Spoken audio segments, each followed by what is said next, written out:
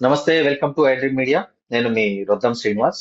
Dubai సమీపంలోని Fujairah చమురు కేంద్రంపై జరిగిన దాడి అంతర్జాతీయ సరఫరా వ్యవస్థకు, ముఖ్యంగా భారత్ ఇరాన్ సంబంధాలకు, మరి అమెరికా యుఏఈల మధ్య వ్యూహాత్మక ఆ, ఎత్తుగడలకు సంబంధించి ఒక పెద్ద ల్యాండ్ మార్క్ ఇన్సిడెంట్ గా మనం చెప్పుకోవాలి. ఈ పరిణామాల నేపథ్యంలో అమెరికా వైఖరి, ఒపెక్ ఆ, పరిణామాలు, ఇరాన్ ఇజ్రాయెల్ ఉద్రిక్తతల నేపథ్యంలో ఈ దాడులను ఎలా చూడాలి, ఇరాన్ ఎందుకు ఇంత వ్యూహాత్మక టార్గెట్ చేయండి, దీని వెనక ఉన్న కారణాలు ఏందనేది మనతో మాట్లాడడానికి ప్రముఖ రాజకీయ విశ్లేషకులు కోటేశ్వరరావు గారు మనతో ఉన్నారు. నమస్తే కోటేశ్వరరావు గారు. నమస్తే. సార్, ఈ యుఏఈ ఓపెక్ నుంచి వైదొలగడం వెనక అమెరికా ఒత్తిడి ఉందని మీరు భావిస్తున్నారా? ఎందుకంటే ఇది ఇరాన్ యుఏఈ సంబంధాలను ఎంతవరకు దెబ్బతీస్తుందని అనుకుంటున్నారు? అమెరికా ఒత్తిడే కాదు, అమెరికా ఓకే. గేమ్ లో భాగంగా యుఏఈ వ్యవహరిస్తా ఉంది అనేది ఉమ్, ఇటీవల ఓకే. జరిగినటువంటి పరిణామాలు ఉమ్, స్పష్టంగా తెలియజేశాయి. ఓకే. ఇది ఖచ్చితంగా అమెరికా ఆడుతున్న లేదా ఆడిస్తున్నటువంటి ఒక గేమ్. ముఖ్యంగా గల్ఫ్ దేశాలలో ఉన్నటువంటి విభేదాలు కావచ్చు, లేదా గతంలో ఉన్నటువంటి భిన్నాభిప్రాయాలు, వీటిని కూడా వినియోగించుకోవడానికి తన ప్రయోజనాలకు అనుగుణంగా ఈ గేమ్ ఆడుతా ఉంది. దానిలో భాగంగానే గత సోమవారం నాడు, అదేవిధంగా శుక్రవారం నాడు జరిగినటువంటి పరిణామాలు. ఆ పరిణామాలు ఏమిటంటే, అరబ్ ఎమిరేట్స్ ఈ దీని మీద ఈ ఇరాన్ దాడులు చేసింది. ఎందుకు దాడులు చేసింది అంటే, వాళ్ళు మొదటి రోజు చెప్పారు సోమవారం నాడు. ఎందుకు దాడి చేసిందంటే, అమెరికా ఆడుతున్నటువంటి నాటకానికి లేదా గేమ్ కి ఇది మా ప్రతిస్పందన, ఉమ్, అంతే తప్ప మేము పథకం ప్రకారం అరబ్ ఉమ్, ఎమిరేట్స్ మీద మేమేం దాడి చేయలేదు అని ఉమ్, నర్మగర్భంగా ఉమ్. చెప్పారు. అంటే ఏమిటంటే, మీరు గేమ్ ఆడితే, మీరు అమెరికా కలిసి గేమ్ ఆడితే మా గేమ్ మేము ఆడతాం అనేటువంటి దానిలో ఉన్న సందేశం. దానిలో భాగంగానే శుక్రవారం నాడు కూడా మరొకసారి దాడి జరిగింది. సార్, ఈ దాడులు అనేటివి అమెరికా సైనిక సామర్థ్యానికి లేదా ప్రతిష్టకు సంబంధించి ఏదైనా ఆ, మచ్చ తెచ్చే గా భావించాలా, లేకపోతే ఈ దాడులను సాధారణంగా దాడుల్లో భాగంగానే భావించాల్సి వస్తుందా? అంటే మీరు ఒక అంటే వర్డ్ వాడాడు, ట్రంప్ ఎస్, కు ఆ వర్డ్ వాడారు, సో అందుకు నేను ఇది అడుగుతున్నాను. ఎస్. ఉమ్, ఇప్పుడు అరబ్ ఎమిరేట్స్ మీద జరిగినటువంటి దాడిని మనం విడిగా చూడాలి. ఉమ్, మొత్తంగా గల్ఫ్ దేశాల మీద ఉమ్, ఫిబ్రవరి 8 తర్వాత ఇరాన్ ఉమ్, చేసినటువంటి దాడుల్ని మనం విడిగా చూడాలి. అంటే ఉమ్, రెండిటికి అంత సంబంధం ఉన్నది. ఉమ్, అయితే వా- అమెరికాలో మీడియాలు వెల్లడించినటువంటి సమాచారం ప్రకారం ఇతరతర ఇరాన్ విడుదల చేసినటువంటి ఫోటోలు ఇవన్నీ చూసినప్పుడు, అమెరికా రక్షణ శాఖ కానీ లేదా డొనాల్డ్ ట్రంప్ కానీ వాళ్ళకి ఊహకు అందని రీతిలో దాదాపు 228 ఆస్తులు అంటే విమానాల హ్యాంగర్స్ కావచ్చు, లేకపోతే ఆయిల్ డిపోట్స్ కావచ్చు, లేదా కమ్యూనికేషన్ రాడార్ వ్యవస్థలు, ఇటువంటివి గల్ఫ్ దేశాల్లో మధ్యప్రాచ్యంలో ఉన్నటువంటి అమెరికా సైనిక స్థావరాల మీద ఇరాన్ గురి చూసి కొట్టింది అనేటువంటిది వాటిలో ఉన్నటువంటి సారాంశం. ఆ ఆ విధంగా గురి చూసి ఇరాన్ కొట్టగలదు అనేటువంటిది అమెరికన్లు కలలో కూడా ఊహించలేదు. అటువంటి పరిణామం జరిగింది కనుక దాని నష్టాన్ని కూడా బయటికి రాకుండా అమెరికాలో ఉన్నటువంటి వాణిజ్య ఉపగ్రహాలు కొన్ని ఫోటోలు ఉమ్, తీస్తాయి, విడుదల చేస్తూ ఉంటాయి, మన దేశంలో ఉన్నటువంటి వాళ్ళకి కూడా అందజేస్తూ ఉంటాయి. సరే, అదొక కథ. అటువంటి ఉపగ్రహాలు తీసినటువంటి ఫోటోలను కూడా మీరు విడుదల చేయొద్దు, విడుదల చేసేట్లయితే అమెరికా పరువు పోతుంది, డొనాల్డ్ ట్రంప్ పరువు గంగలో కలుస్తుంది అనేటువంటి దాంతో వాటి మీద కూడా నిషేధం పెట్టారనేటువంటి వార్తలు వచ్చాయి. అందుకని ఎంత డ్యామేజ్ అనేటువంటిది అది అనూహ్యంగా ఉంది. అందుకనే డొనాల్డ్ ట్రంప్ కి లేదా అమెరికాకి చెప్పుకోరాని చోట దెబ్బ తగిలింది. ఆ దెబ్బ ఎవరు కొట్టారంటే ఇరాన్ కొట్టింది అనేది నా అభిప్రాయం. సార్, ఇజ్రాయిల్ తో యుఏఈ పెంచుకుంటున్న సాన్నిహిత్యం ఇరాన్ ఆగ్రహానికి ప్రధాన కారణమని అనుకోవచ్చా ఈ దాడుల నేపథ్యంలో? ఖచ్చితంగా ఖచ్చితంగా ఓకే. ఇజ్రాయెల్ కి అదే విధంగా అరబ్ ఉమ్, ఎమిరేట్స్ కి ఉమ్, అంటే లాంఛనంగా ఒక రక్షణ ఒప్పందం అనేటువంటిది లేకపోయినప్పటికీ ఇరాన్ రక్షణ వ్యవస్థలు అబుదాబి లేదా ఇతర ఆ, దుబాయ్కి అంటే మన డోమ్ అంటున్నారు కదా, అమెరికాలో ఇజ్రాయెల్ కి డోమ్ కల్పిస్తే అంటే రక్షణ వ్యవస్థను కల్పిస్తే ఇజ్రాయెల్ యుఏఈలో ఉన్నటువంటి అరబ్ ఎమిరేట్స్ లో ఉన్నటువంటి 2 పట్టణాలకు అటువంటి డోమ్ కల్పించిందని చెప్పారు. ఉమ్, ఇజ్రాయిల్ లో ఉన్నటువంటి డోమ్నే ఇరాన్ దెబ్బతీసి ఉమ్, అక్కడ ఉమ్, ఉన్నటువంటి వాళ్ళని ఏ విధమైనటువంటి కకావికలు చేసిందో మనం చూసాం. అదే పరిస్థితి ఇప్పుడు అరబ్ ఎమిరేట్స్ లో కూడా ఇరాన్ అదే పని చేసింది.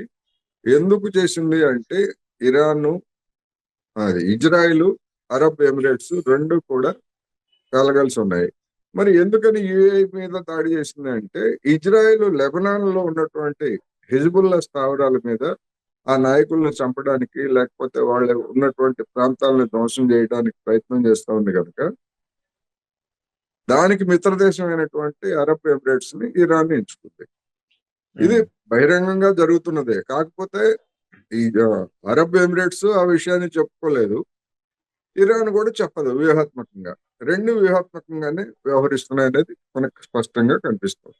సార్, ఈ దాడులను ట్రంప్ చాలా తేలిగ్గా తీసుకోవడం, కొట్టిపారేయడం వెనుక ఉన్న అసలు వ్యూహాత్మక ఆ, దౌత్యం ఎలా అర్థం చేసుకోవాలి? ఏమై ఉండొచ్చు యాక్చువల్ గా? అంటే మనకి ఈ కాల్పుల విరమణ అనేటువంటిది ఏప్రిల్ 8వ తారీఖు నుంచి అమల్లోకి వచ్చిన తర్వాత నెల రోజులు దాటిపోయింది. ఈ అవును. నెల రోజుల్లో ట్రంప్ చేసినటువంటి ప్రకటనల్ని మనం కనుక చూస్తే, ఉమ్, మీరు మాతో ఒప్పందానికి రాకపోతే మిమ్మల్ని అది చేస్తాము, ఇది చేస్తాము, లేదా మీ నాగరికతలను ధ్వంసం చేస్తాము, మీ దేశం మొత్తాన్ని కూడా బాంబులతో లేపేస్తాము, ఇన్ని కబుర్లు చెప్పాడు. అవును. ఎన్ని కబుర్లు చెప్పినా గానీ ఇప్పుడు చర్చ ఏమిటి? మళ్ళా ఇరాన్ వైపు నుంచి ఇరాన్ మీద మళ్ళా ప్రశంసలు. వాళ్ళు చాలా మంచిగా చేస్తున్నారు, ఇట్లాంటి అన్ని చిన్న చిన్నవి. ఆ, మేము వాళ్ళు పరస్పరం దాడులు చేసుకుంటే అవన్నీ కూడా చిన్న చిన్నవి యాక్సిడెంట్ లో రాసుకుపోయినట్టుగా, వాహనాలు రాసుకుపోయినట్టుగా ఆ, జరిగింది అనేటువంటి పద్ధతుల్లో అంటే దాన్ని తక్కువ చేసి చూపడానికి కూడా ఒక ప్రయత్నం జరుగుతా ఉంది. అంటే ఉమ్, ట్రంప్ కి అటు గట్టిగా చర్యలు తీసుకోలేనటువంటి పరిస్థితి, అలాగని ఇరాన్ కనుక లొంగిపోయేట్లయితే, ఇరాన్ కి లొంగిపోవడం అంటే ఇరాన్ షరతులను కనుక అంగీకరించేట్లయితే వచ్చే నవంబర్ లో జరిగేటువంటి ఎన్నికల్లో రిపబ్లికన్ పార్టీ పూర్తి మెజారిటీ, ఉభయ సభల్లో పూర్తి మెజారిటీ కోల్పోయేటువంటి అవకాశాలు ఉన్నాయి గనక ఇప్పుడు ట్రంప్ ఒక విధంగా చెప్పాలంటే దిక్కుదోచని స్థితిలో ఉన్నాడు. అటు రిపబ్లికన్ పార్టీ వైపు నుంచి విమర్శలు ఎదుర్కొంటున్నాడు, ఇటు అక్కడ ఉన్నటువంటి ఇతర నిపుణులు కావచ్చు లేదా వ్యాఖ్యాతల వైపు నుంచి కూడా చేస్తున్నారు. అన్నింటికి మించి ఏంటంటే రెండో ప్రపంచ యుద్ధం తర్వాత మొట్టమొదటిసారిగా ఐరోపాలో ఉన్నటువంటి నాటో మిత్ర దేశాలు అమెరికాకి మద్దతు ఇవ్వకపోవడం అనేటువంటిది ఒక టర్నింగ్ పాయింట్. ఇది ప్రారంభంలో మనకి ఏదైనా ఏ పరిణామం అయినా కానీ జీరోతోనే స్టార్ట్ అవుతుంది, ఒకటితోటి స్టార్ట్ అవుతుంది. ఈ ఒకటితోటి స్టార్ట్ అయినటువంటి ఈ పరిణామం ఎంతకు పెరుగుతుంది అనేటువంటిది మనం రాబోయే రోజుల్లో చూడాల్సిందే. కానీ ఇది ఖచ్చితంగా నాటో మధ్య, అమెరికా మధ్య లేదా ఐరోపా దేశాలు అమెరికా మధ్య గ్యాప్ అనేటువంటిది ప్రారంభమైంది. సార్, మూలిగే నక్కపై తాటిపండు పడిందనే చందంగా ఈ మధ్య ఈ ట్రంప్ ఏవైనా టారిఫ్లు వేశారో దాని మీద 22 రాష్ట్రాలు కోర్టుకి ఎక్కాయి. అది కూడా ఒకటి వచ్చింది. అది ఎస్, చాలా నెగిటివ్. దీన్ని అక్కడ అమెరికా రాజకీయాలను ఈ పరిణామాలన్నీ ఎలా ప్రభావితం చేయబోతున్నాయి రానున్న కాలంలో? 10% అనేటువంటి దాన్ని కూడా కోర్టులు కొట్టేశాయి అనేటువంటిది కొట్టేశాయి. తాజాగా వచ్చినటువంటి అవును. తీర్పు. ఉమ్, అంటే మరి డొనాల్డ్ ట్రంప్ అనుసరిస్తున్నటువంటి విధానాలు అంటే తమ సంక్షోభాన్ని, తమ ఆర్థిక వ్యవస్థలో ఉన్నటువంటి సంక్షోభాన్ని ఇతర దేశాల మీద నెట్టడం అంటే ఇతర దేశాల వస్తువుల మీద పన్నులు విధిస్తే వాళ్ళు భయపడిపోయి లేకపోతే మరొకటి చేసి తమ వస్తువులకి తమ మార్కెట్లను తెరుస్తారు అనేటువంటి ఎత్తుగడ దీని వెనకాల ఉన్నది. అది ఉమ్, చైనా మీద 2018లో ప్రారంభించినటువంటి ట్రేడ్ వార్ అంటారు దాన్ని. ఆ ఉమ్, ప్రారంభించినటువంటి అప్పటి నుంచి ఇప్పటి వరకు చైనా విషయంలో చైనా లొంగలేదు. అదేవిధంగా మిగిలినటువంటి దేశాలు, ఐరోపా దేశాలు కానీ ఇటువంటి వాటి అన్నిటిని కూడా బెదిరించాడు ట్రంప్. ఉమ్, వాళ్ళు కూడా ఏమీ తగ్గలేదు. ఇప్పుడు మళ్ళా ఈ మధ్య కూడా మేము 25% ఐరోపా ఉమ్, దేశాల మీద కొన్ని వస్తువుల మీద పన్ను విధిస్తామని చెప్పేసి మళ్ళా బెదిరించాడు. ఉమ్, ఆ బెదిరింపు ఎందుకు చేశాడంటే ఇరాన్ మీద జరుగుతున్నటువంటి దాడుల్లో వాళ్ళు ఏమాత్రం సహకరించట్లేదు, సమర్థించటం లేదు, సమర్థించకపోగా విమర్శిస్తున్నారు. మీరు ఊబిలో కూరుకుపోతున్నారు అని చెప్పేసి జర్మన్ ఛాన్సలర్ స్వయంగా చెప్పాడు. అందుకని ఉమ్. ఈ పరిణామాలతో ఉక్కిరి బిక్కిరి.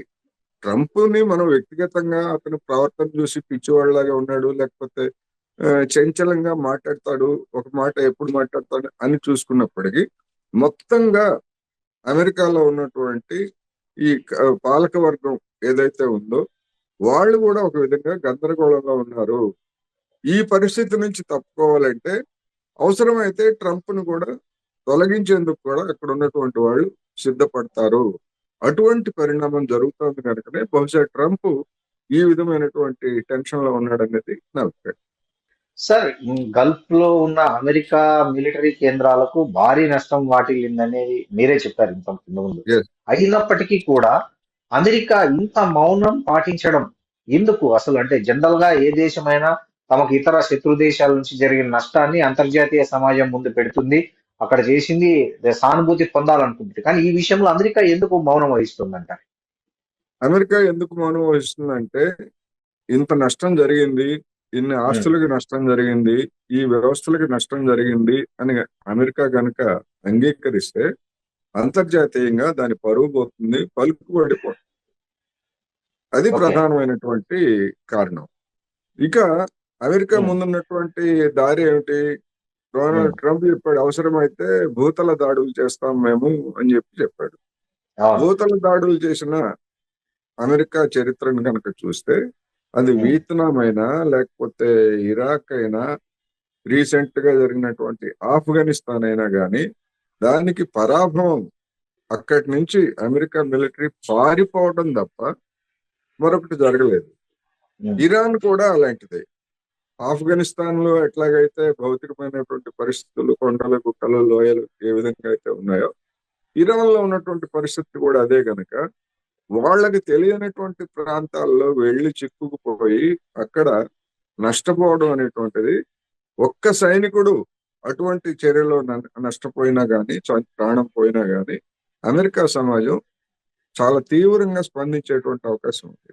అందుకనే ఎన్ని కబుర్లు చెప్పినా, ఎన్ని బెదిరింపులు చేసినా విమానాల ద్వారా లేదా నౌకల ద్వారా దాడులు చేస్తున్నాడు తప్ప గతంలో ఉమ్. గాని ఇప్పుడు గాని భూతల దాడులకి అంటే మిలిటరీని పంపించడం లేదు. కారణం అయితే ఇదే.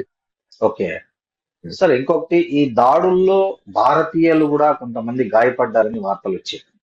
ఒకవైపు ఈ పశ్చిమాసియాలో ఏదైతే పెరుగుతున్న ఉద్రిక్తతల నేపథ్యంలో అటు మన భారతదేశానికి అదే ఆయిల్ భద్రత అనేది ఒకటి ఆ, ఒక ఈ చర్చగా మారింది. అదేవిధంగా అక్కడ ప్రవాస భారతీయుల భద్రత కూడా ఒక చర్చలోకి వచ్చిన నేపథ్యం. ఈ పరిస్థితుల్లో భారతదేశం స్పందించాల్సినట్లే స్పందిస్తుందంటారా? ఇప్పుడు మీరు చెప్పినటువంటి భారతీయులు గాయపడ్డారు అనేటువంటిది ఉమ్, అరబ్ ఎమిరేట్స్ మీద జరిగినటువంటి దాడిలో అక్కడ పనిచేస్తున్నటువంటి వాళ్ళు 3 గాయపడ్డారని వచ్చింది. వాళ్ళకేమి ప్రాణాపాయం అయితే లేదు. ఓకే. అయితే నరేంద్ర మోడీ గారు వెంటనే ఇరాన్ దాడుల్ని ఖండిస్తూ ఒక స్పందన చేశారు. ఉమ్, మరి ఇరాన్ మీద అంత భయంకరమైనటువంటి దాడులు చేసినా, లేకపోతే గాజా మీద ఇజ్రాయెల్ దాడులు చేసి పిల్లలు, మహిళల్ని వేలాది మందిని, దాదాపు 80,000 మందిని చంపిన, లేదా వెనిజులా అధ్యక్షుడిని కిడ్నాప్ చేసిన ఏమాత్రం స్పందన లేనటువంటి ప్రధానమంత్రి గారు మరి అరబ్ ఎమిరేట్స్ మీద ఇరాన్ చేసినటువంటి దాడిని చూసి వెంటనే గుండెలు బాదుకుంటూ ఖండించారు. అవును. ఎందుకు ఖండించారు అనేటువంటిది ఇక్కడ సమస్య. ఉమ్, ఎందుకు ఉమ్, ఖండించారు అంటే ఒక విధంగా అమెరికా గేమ్ ప్లాన్ కావచ్చు, లేకపోతే అరబ్ ఎమిరేట్స్, ఇజ్రాయెల్ కావచ్చు. ఇజ్రాయెల్ కి పాకిస్తాన్ కి పడదు. అమెరికాకి పాకిస్తాన్ కి మిత్రత్వం ఉన్నప్పటికీ ఇజ్రాయెల్ కి పాకిస్తాన్ కి పడదు. ఉమ్, అందువలన పాకిస్తాన్ అరబ్ ఎమిరేట్స్ దగ్గర తీసుకున్నటువంటి రుణాన్ని వెంటనే మీరు చెల్లిస్తారా లేదా అని మెడ మీద కత్తి పెట్టినట్టుగా అరబ్ ఎమిరేట్స్ వ్యవహరించింది. ఓకే. దాన్ని ఏదో విధంగా ఇబ్బందులు పడి పాకిస్తాన్ తీర్చివేసింది. ఆ విధంగా అరబ్ ఎమిరేట్స్ ఒత్తిడి చేయడం వెనుక భారత హస్తం కూడా ఉన్నది. ఎందుకు భారత హస్తం అంటే పాకిస్తాన్ మనకి శత్రు దేశం కనుక దాన్ని ఓకే. ఎంతగా ఇబ్బంది పెడితే అంతగా మన యొక్క ఈగో సాటిస్ఫై అవుతుంది. అంతకుమించి ఏం కాదు. ఇక్కడ ఉన్నటువంటి పాకిస్తాన్ వ్యతిరేకుల్ని సంతుష్టీకరించేందుకు ప్రయత్నిస్తున్నారు. అందుకని ఆ విధమైనటువంటి పని చేసింది గనక అరబ్ ఎమిరేట్స్ మీద దాడి చేయగానే వెంటనే నరేంద్ర మోడీ గారు స్పందించారు. మంచిదే, అది తప్పు ఒప్పు సాంకేతికంగా కరెక్టా కాదా అంటే సాంకేతికంగా కరెక్ట్ కాకపోవచ్చు ఇరాన్ చేసినటువంటి దాడిని. కానీ మిగిలినటువంటి దాడుల గురించి మరి అదే విధమైనటువంటి వైఖరి ఎందుకు తీసుకోలేదు అనేది కూడా ఇక్కడ ప్రశ్న. అందుకని అంతర్జాతీయ రాజకీయాలు, ప్రాంతీయ రాజకీయాలు ఇవన్నీ కూడా దీనిలో మనకి కనిపిస్తున్నాయి. అదేవిధంగా మన దేశం విషయానికి వస్తే మొత్తంగా పరిణామాలను చూసినప్పుడు పూసల్లో దారంలాగా మనకి ఒకటి కనిపిస్తుంది. అమెరికాకి అనుకూలమైనటువంటి వైఖరిని మనం పరోక్షంగా అయినా కానీ పదే పదే చేస్తున్నాం. ఎందుకు బహిరంగంగా ఎందుకు చెప్పుకోలేకపోతున్నాము అంటే ఇంధన భద్రత కోసం మేము అన్ని దేశాలతోటి మేము చేస్తామని చెప్పారు. తాజాగా వెలువడినటువంటి సమాచారం ప్రకారం చూస్తే మనం రష్యా తోటి మేము అమెరికా ఆంక్షలను ఉల్లంఘించి పెద్ద ఎత్తున చమురు దిగుమతి చేసుకున్నామని చెప్పారు. కానీ అదే రష్యా తోటి దిగుమతి చేసుకున్నటువంటి వివరాలు చూస్తే చాలా ఎగుడు దిగుళ్ళు మనకి కనిపిస్తాయి. దిగుడు ఎప్పుడు ఉన్నదంటే రెండోసారి ట్రంప్ బెదిరించినప్పుడు మనం ఆపేశాం. కంప్లీట్ గా ఆపేశాం. హార్మోజ్ జలసంధి ఇష్యూ అయినప్పుడు మళ్ళీ రిటైన్ చేసుకున్నాం, మళ్ళీ పెంచుకున్నాం. అందుకని అది మనకు స్పష్టంగా కనిపిస్తా ఉంది. ఆ విషయం ఇప్పుడు నేను లేకపోతే నరేంద్ర మోడీ గారిని విమర్శించేటువంటి ప్రతిపక్షాల్లో లేకపోతే ఇంకోళ్ళు కాదు, రామ్ మాధవే చెప్పాడు. బీజేపీ ఆర్ఎస్ఎస్ నాయకుడిగా ఉన్నటువంటి రామ్ మాధవే చెప్పాడు, మేము గతంలో ఇరాన్ వద్దంటే ఇరాన్ చమురు కొనుగోలు ఆపేశాము, రష్యా నుంచి వద్దంటే రష్యా నుంచి చమురు కొనుగోలు ఆపేశామని చెప్పాడు. ఆ తర్వాత అతను లేదు నేను అలా చెప్పుండాల్సింది కాదు అని చెప్పేసి సర్దుకున్నాడు అనుకోండి. కానీ ఇది వాస్తవం కదా. వాస్తవం.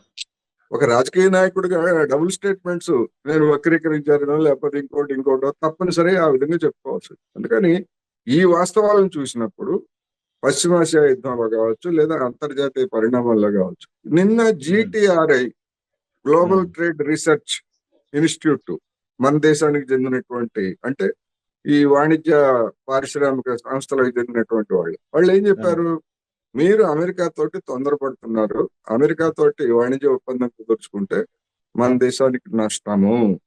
వాళ్ళు ఏమి కమ్యూనిస్టులు కాదు లేదా మోడీని వ్యతిరేకించేటువంటి వాళ్ళు కాదు, ఇక్కడ ఉన్నటువంటి పారిశ్రామిక వాణిజ్యాలకు సంబంధించినటువంటి ప్రతినిధులు.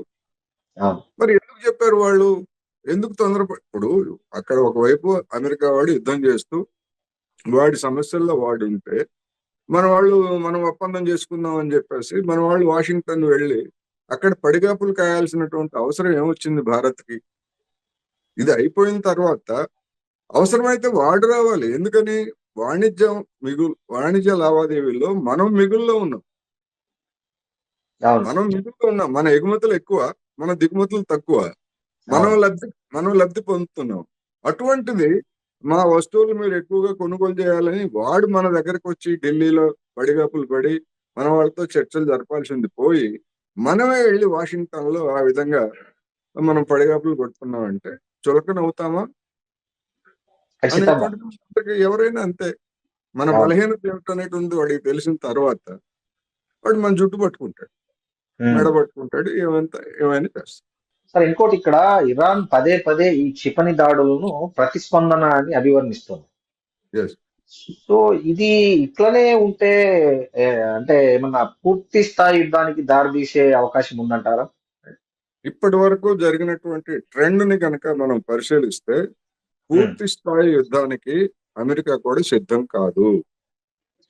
అమెరికా సిద్ధం కానప్పుడు ఇరాన్ దగ్గర ఉన్నటువంటి ఆయుధం లేకపోతే బలం ఏమిటంటే ఇది అట్లాగే కొనసాగుతుంది. ఈ లోపల ఇరాను తనకు అవసరమైనటువంటి కొత్త క్షిపణులు కానీ లేకపోతే ఉన్న వాటిని మెరుగుపరచుకోవడం కానీ అట్లాంటివన్నీ కూడా చేస్తుంది.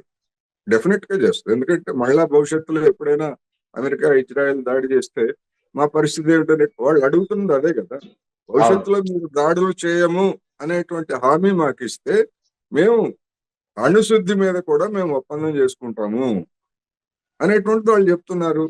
అణుశుద్ధి మీద మాకు రైట్ ఉండాలి అంటే దాని అర్థం అణుబాంబులు తయారు చేస్తామని కాదు.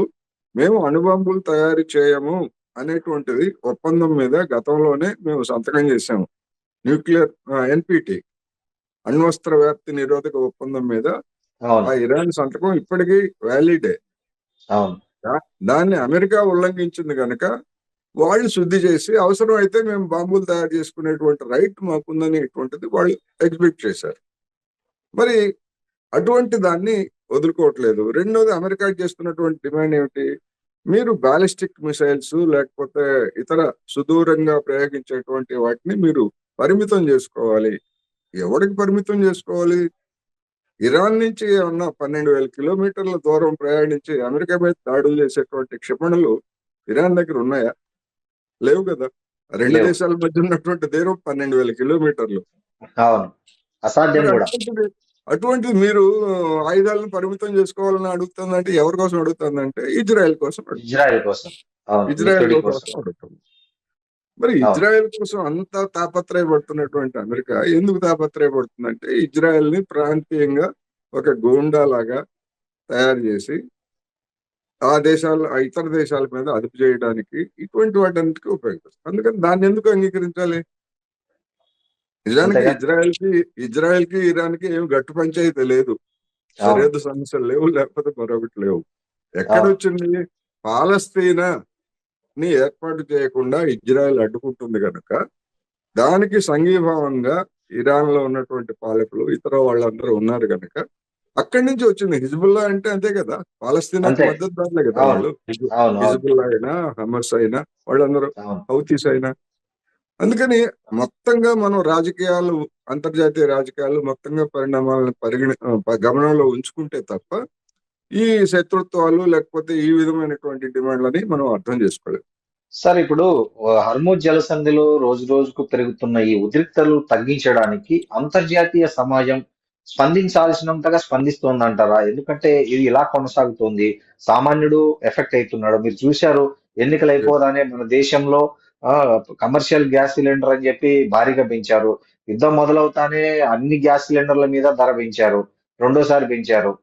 తర్వాత ఏమో అంతకుముందు ఏమో పెంచామని చెప్పారు, తర్వాత ఏమో దానికి విరుద్ధంగా కమర్షియల్ మాత్రమే పెంచామన్నారు. కమర్షియల్ పెంచిన వినియోగదారుడు ఎవడు? మా వినియోగదారుడు ప్రజలే కదా. అవును, ఇప్పుడు హోటల్ మనమే కదా. మేనేజ్మెంట్ అయితే ఆ అది నువ్వు గ్యాస్ ధర పెంచుతావు, అతను ఫుడ్ ధర పెంచుతాడు, అంతే కదా తేడా. అంతే కదా. ఇప్పుడు మనం వెళ్ళి సో బయటకు వెళ్ళి టీ తాగినా లేకపోతే ఇడ్లీ తిన్నా బజ్జీలు భారీగా తిన్నా పెరిగాయి, అన్ని భారీగా పెరిగాయి. పెరిగినాయి. అవును, ఒక టీ మీద 10 రూపాయలు 30 పెరిగింది రూపాయల నుంచి వెళ్ళి. 40 రూపాయలకు పెరిగింది కదా. 10 అవును రూపాయలు సార్. పెరిగింది కదా ఒక ప్లేట్ కి. అన్ని ఎస్ దాదాపు ఎగ్జాక్ట్లీ. అవును, ఒక టీ మీద కూడా 10 రూపాయలు పెరిగిన పరిస్థితి ఉంది హైదరాబాద్ లాంటి నగరాల్లో. చిన్న చిన్న టీ స్టాల్లో, పెద్ద పెద్ద బ్రాండెడ్ ఇవి అవును, కాదు. సో అవును, ఇదంతా భారం మోస్తున్నది మళ్ళీ ప్రజలే. సో అవును. ఈ పరిస్థితుల్లో అంతర్జాతీయ సమాజం ముందున్న ప్రత్యామ్నాయం ఏమిటంటారు మీరు? ప్రత్యామ్నాయం ఒకటి, అమెరికా యొక్క దురాగతాన్ని ఖండించి దాని మీద అంతర్జాతీయంగా ఒత్తిడి తేవాలి. ఒత్తిడి ఓకే. తేవాలంటే దాని అర్థం ఏదో అమెరికా మీద దాడి చేయమనో లేకపోతే ఇంకోటి చేయమనేటువంటిది కాదు. ఏ ఉమ్, దేశానికి ఆ దేశం తమ దగ్గర ఉన్నటువంటి వాటిని నట్లు బిగించాల్సినటువంటి అవసరం అయితే ఉన్నది. ఇప్పుడు నిన్న మన కేంద్ర ప్రభుత్వ ప్రతినిధి ఆ, చెప్పినటువంటి సమాచారం ప్రకారం ప్రతి నెల ఈ సంక్షోభం ప్రారంభమైన తర్వాత ప్రతి నెల 30,000 కోట్ల రూపాయల మేరకు మార్కెటింగ్ కంపెనీలకి నష్టం వస్తా ఉంది ఉమ్, అని చెప్పారు. ఎలా? అంటే అంటే ఉమ్, మొత్తంగా గతంలో వేసినటువంటి అంచనా ఏమిటంటే 90,000 కోట్లు నష్టం వచ్చింది అని చెప్పారు. ఆ నష్టాన్ని ఉమ్, పూడ్చుకోవడం కోసం కేంద్ర ప్రభుత్వం తన ఖజానాలో వేసుకుంటున్నటువంటి ఒక పన్నుల్లో 10 రూపాయలని మినహాయించుకొని మార్కెటింగ్ కంపెనీలకి మీరు చెల్లించక్కర్లేదు, అదేదో మీరే తీసుకోండి అని చెప్పింది. అది చేసిన తర్వాత కూడా నెలకు 30,000 కోట్ల నష్టం అంటే ఉమ్. ఎన్ని రోజులు ఈ విధంగా ఉంటారు అనేటువంటిది సమస్య. అందుకనే అనేక మంది ఈ రాష్ట్రాల ఎన్నికలు అయిపోయిన తర్వాత ఈ ఈ ఫలితాలు వచ్చిన తర్వాత మళ్ళా మరొకసారి పెంచుతారు ఈ చమురు ధరలు అని కారణం అదే. మరి ఇప్పుడు మేము పెంచము, ఇప్పటికి పెంచట్లేదు, మేమే భరిస్తున్నామని చెప్పేసి కేంద్ర ప్రభుత్వం చెప్తా ఉంది తప్ప భవిష్యత్తులో మేము పెంచము అనే మాట వాళ్ళ దగ్గర నుంచి రావట్లేదు. ఈ సంక్షోభం ఇట్లాగే కొనసాగితే, లేదు ఈ సంక్షోభం అయిపోయిన తర్వాత అనేక మంది చెప్తుంది ఏంటంటే క్రూడ్ ధరలు ఇప్పుడున్నటువంటి దానికి ఒక $5 అటు ఇటుగా తగ్గడం పెరగడం తప్ప ఈ పెరుగుదల అనేటువంటిది కంటిన్యూ అవుతుందని చెప్తున్నారు. అంటే మన దేశం ఈ సంక్షోభానికి ముందు ఒక పీపా ధర $67కి మనం కొనుగోలు చేశాం. అటువంటిది ఒక దశలో $147కి వెళ్ళింది మనం కొనుగోలు చేసినటువంటిది ఈ సంక్షోభ సమయంలో. తర్వాత $130కి తగ్గింది, తర్వాత $120.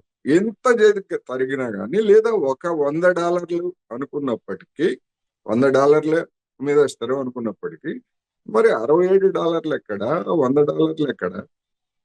దీనికి తోడు పులి మీద పుట్టలాగా లేదా గోరు చుట్టు మీద రాకెట్ కోట అన్నట్టుగా 2014లో మనం ఒక పీపా ఒక లీటరు ముడి చమురు కొనుగోలు చేయాలంటే మనం $1 చెల్లించాల్సి వచ్చేది.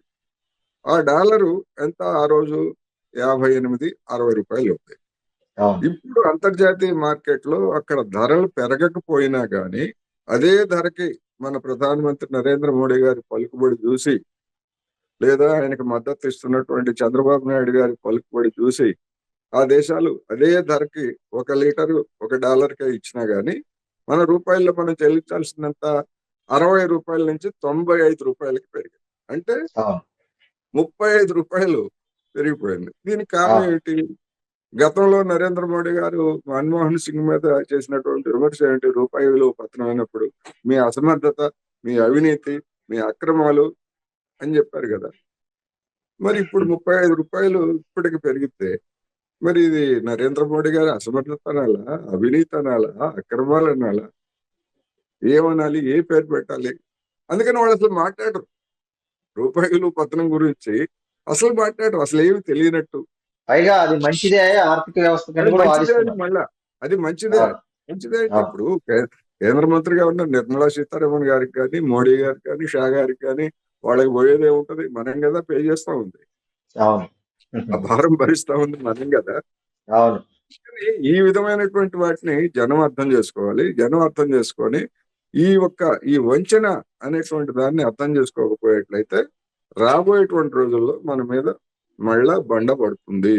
ఎంతకాలం భరిస్తారు? ఒకవేళ భరించారు అనుకుందాం, ఈ 30,000 కోట్లు ఒక 6 నెలలు సాగితే 6 3 18 2 లక్షల కోట్లు. ఈ 2 లక్షల కోట్లు ఎక్కడి నుంచి తీసుకొస్తారు అంటే నోట్ల ముమ్మరం, కొత్తగా నోట్లు వచ్చేస్తారు. నోట్లు వచ్చేసి గవర్నమెంట్ ద్రవ్యలోటును కూర్చుకుంటుంది.